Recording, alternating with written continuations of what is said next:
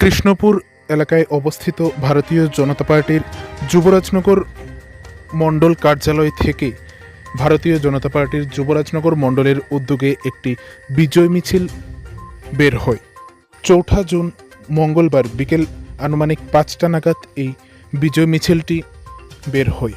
উল্লেখ্য, পূর্ব ত্রিপুরা লোকসভা আসনে ভারতীয় জনতা পার্টির মনোনীত প্রার্থী জয়ী হওয়াতে ভারতীয় জনতা পার্টির যুবরাজনগর মণ্ডল কার্যালয় থেকে এই বিজয় মিছিলটি বের হয়, যেখানে এই বিজয় মিছিলটি যুবরাজনগর মণ্ডল কার্যালয় থেকে বের হয়ে বিভিন্ন এলাকা পরিক্রমা করে, যেখানে উপস্থিত ছিলেন ভারতীয় জনতা পার্টির উত্তর ত্রিপুরা জেলার সভাপতি কাজল দাস মহোদয়। উপস্থিত ছিলেন যুবরাজনগরের প্রাক্তন বিধায়িকা তথা ওবিসি মোর্চার রাজ্য সভাপতি মলিনা দেবনাথ, মহিলা মোর্চার ধর্মনগর মণ্ডলের সভানেত্রী রূপালী অধিকারী, মহিলা মোর্চার যুবরাজনগর মণ্ডলের সভানেত্রী বাসনা পুরকায়স্থ, উত্তর ত্রিপুরা জেলা পরিষদের সদস্য দিলীপ বর্ধন, যুবরাজনগর মণ্ডল যুব মোর্চার সাধারণ সম্পাদক সঞ্জিত সেন সহ ভারতীয় জনতা পার্টির অন্যান্য কার্যকর্তারা।